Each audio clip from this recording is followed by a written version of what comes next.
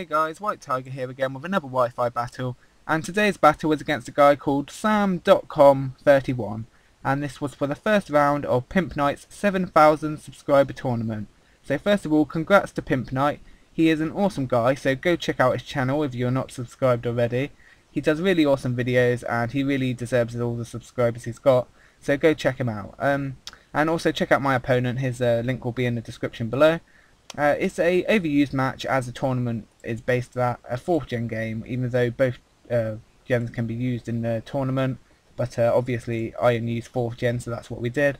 I'm not sure if he does 5th gen at all, but I think he only does 4th gen as well. Anyway, as I said, it's a 4th gen game, overused, and it's a really good game, so I hope you enjoy, and we'll just start the battle here. Now, I'm challenged by Sam. He leads off with Gengar, I lead off with my Mush. And I know this thing can't one-hit me unless he has Grass Knot, so I stay in and go for the Stealth Rock as he Shadow Balls me, which is good because obviously he doesn't have the Grass Knot. And I don't think many Gengars actually carry Grass Knot, so that's pretty good. Now I'm going to go for the Raw as he went for counter. Not sure what he predicted there, but that was good for me because obviously I get the free Raw, get to scout out his team and get some Stealth Rock damage. And his Metagross comes in. I'm not too scared of this thing either, so I'm going to go for the Earthquake, hope to be a 2-hit KO. Which it is going to be, which is good.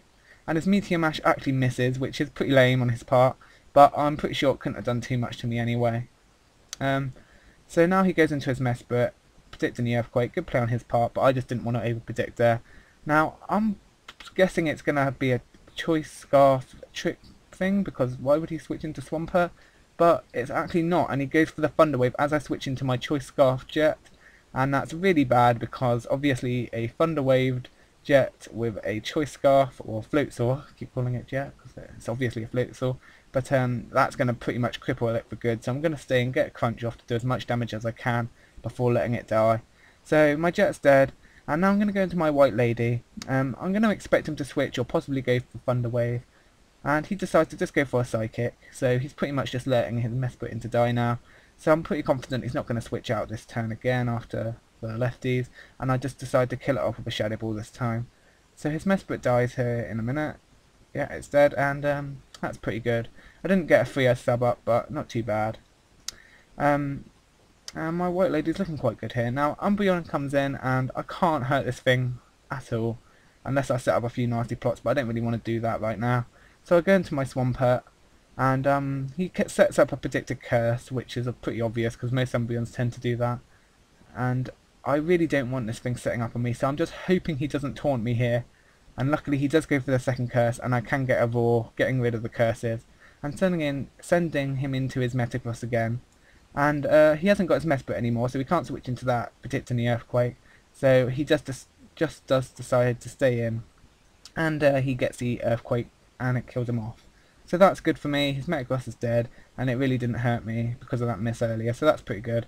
Now he goes into his own Swampert, and I'm expecting him to go for Stealth Rock on the switch, but he goes for the Ice Beam, which is a good play on his part, but my Shaymin is going to take that pretty well because it's pretty bulky naturally, and it's obviously not a stabbed move. So now I go for the Seed Flare, and I'm hoping he'll stay in, but I'm not too worried because I know I can hit anything he has on his team pretty hard anyway. And he does stay in, and that's just going to kill it off because it's so bloody powerful and ultra effective, etc. And he goes into Gengar, and I know this thing will outspeed, so I'm going to switch into my Slurp, knowing it won't be affected by Shadow Ball, and any other special attack won't do anything at all. And he goes for the Icy Wind, and that's not too bad for me. It's actually pretty good because I got the speed drop, and as you'll see here, I actually have the Gyro Ball. And the reason I went first here is because he actually has a counter, as you may have saw before. But I'm pretty confident I can take one counter with this thing because of its mass HP, and I do take it pretty well actually, so that's good. And I am going to be able to kill it off with another Gyro Ball after he hits me with one more Icy Wind. Probably just trying to get some damage or hoping for a crit perhaps, but I do survive it luckily, and he does die. So Slurp is pretty low here, and I know it can't really do anything else, so just in case he decides to set up a Sword Dance on his incoming Cecil, I stay in and go for the Explosion, even though it's resisted and everything. But he just U-turns out, which was a good play on his part, and my Slurp does die. So Slurp dies, but I'm not too bothered because it really couldn't help me anymore. Now his Umbreon, and his Caesar are his last two Pokemon, and I'm thinking Draco's my best bet to kill this thing off quickly, because I know its main defense is special defense, until it sets up some curses, but without a curse it still doesn't do much at all. It does less than half, which is really bad. I was really hoping it would be a 2-hit KO, a 3-hit KO perhaps after a curse, but it's not, so I'll go for another curse, and I'm deciding it's not going to be doing much, so I'm a bit worried here. But he actually bait and passes out to Caesar, which was an interesting play. Probably a pretty good one actually, because his best chance now is just to sweep off of Caesar. And now I'm hoping I can take this bullet punch, and I do. So that was good luck on my part. +1 bullet punch, didn't one hit me. And I do get some damage off on the Caesar with the earthquake. So now I'm just going to go into my mush, and I'm going to be able to take 1 bullet punch really well, because it's not very effective, and mush is obviously so bulky. And an earthquake from this is even going to do obviously even less than the other earthquake. But I know now that it's going to kill him off next turn hopefully, so he can't go for another attack. So bullet punch obviously won't kill me. Maybe not even with a crit. I'm not sure. Maybe it would have, I don't know. But it will kill him off, and that's the game there. Oh no, sorry, it's not the game there, so I'm getting ahead of myself. He still has Umbreon, so I'm not trying to get ahead of myself here. He does have Umbreon now, and now I'm going to go for an earthquake as he wishes up. And I'm just hoping this is going to kill him off in one more hit. And I'm watching, and it does. I'm just so glad, because if he had to protect, that could have been a big pain.